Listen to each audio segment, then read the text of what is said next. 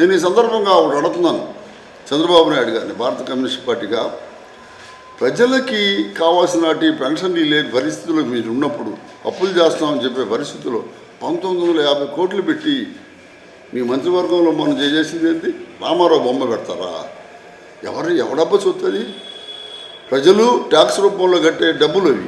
దాన్ని మీరు ప్రజలకే ఉపయోగించాలి. రామారావు మీద మాకు గౌరవం ఉంది, మంచి నటుడు, మంచి పరిపాలనా దక్షత కలిగిన వాడు.